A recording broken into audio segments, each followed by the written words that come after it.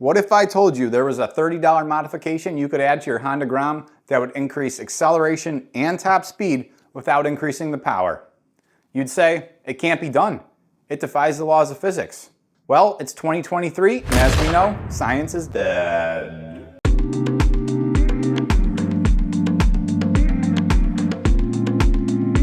Before we get into it, make sure you smash that like and subscribe so you don't miss any of my awesome shorts trolling all the Harley riders out there with all my fake videos calling out Harleys with all my friends that ride Harleys because no one knows that those are my friends. Well, some people do.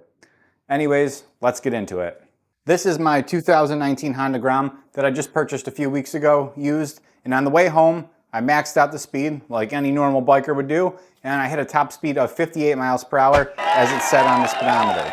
I was extremely underwhelmed with the acceleration. The top speed I didn't really care too much about, but I definitely didn't want to lose it. My other bike is MV Agusta Brutale 800RR, which is 140 horsepower and tops out at around 150, slightly over. So needless to say, going from that to this was a big difference.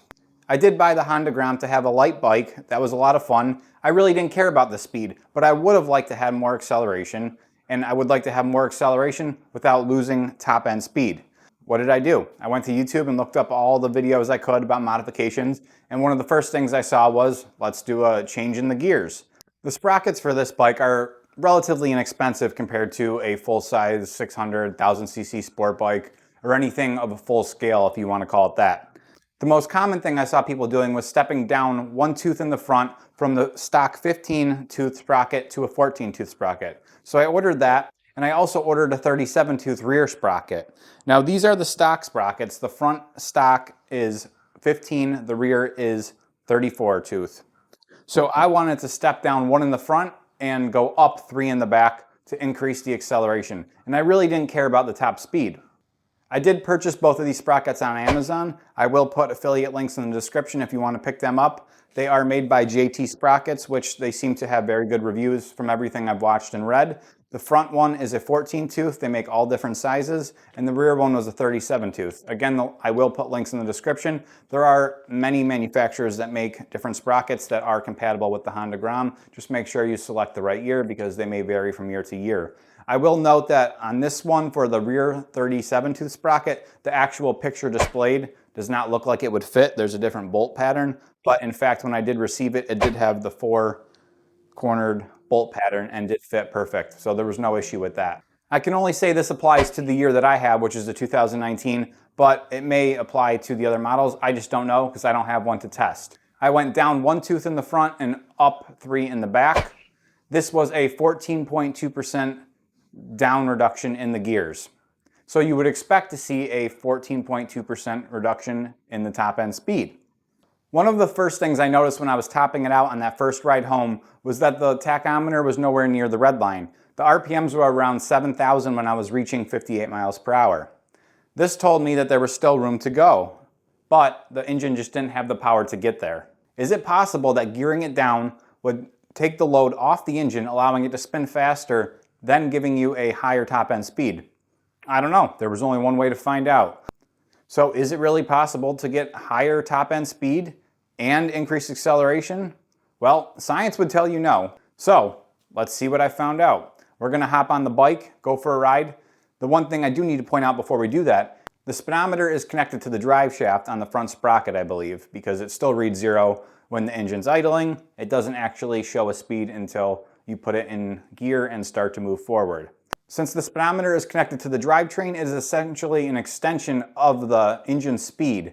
So if we were able to get the same speed or a greater speed after the gear reduction, we would see that same increase in RPMs on the motor. Now it's very hard to tell the RPMs of the motor looking at the tachometer, but it is easy to look at the speedometer and say, if I reduce the gearing by 14.2%, I would expect to see a 14.2% increase in RPMs or speed if we were maintaining the same speed we were with the stock sprockets.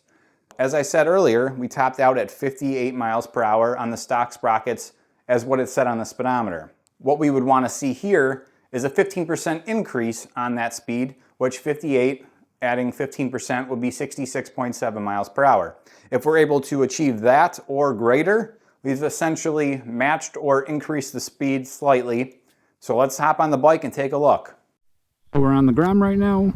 We're gonna see what kind of speeds we can get. Now remember that the speedometer is more like a tachometer, and it's going to show us how fast the motor's spinning, not exactly how fast we're going. We will confirm it with the GPS meter in my pocket.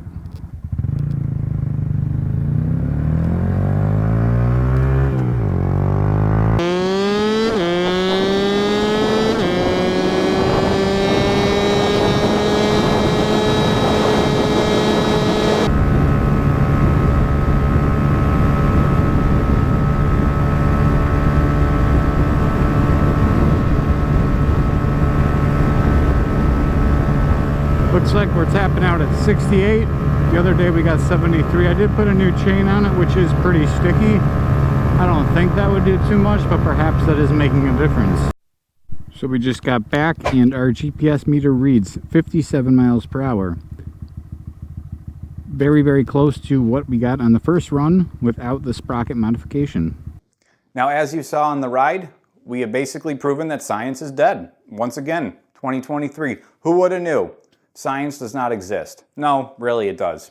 My explanation for this would be by reducing the gearing, we're taking the load off the motor, so the motor doesn't have to work as hard to spin around each time, because the wheel doesn't have to spin around as many times per revolution of the motor. So the motor can spin a little bit faster and thus give you at least the same, if not slightly more, top end speed. I think the easiest way to explain this is to think back when you were a kid and you got your first bike that, say, had 21 speeds, 24 speeds, and you have it in the top gear. 3 in the front, 8 in the back, so you can really get going on flat ground. Say you're going up a hill. You're pushing as hard as you can. Maybe you're standing up on those pedals trying to go, and you're barely moving. Maybe you can't even get up the hill. But then if you switched it to the lowest gear, say maybe 1 in the front, 7 in the back, now you're able to pedal at a pretty fast pace, but it's easier, and you're able to shoot right up the hill.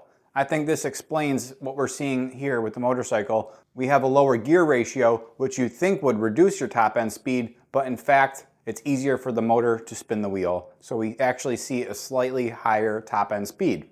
On the first test I did before I put a new chain on with the stock chain, I was able to actually get the speedometer to say 73 miles an hour, which would indicate we were actually hitting a top speed of around 62, which was significantly faster than the original speed I hit of 58 as what it said on the speedometer.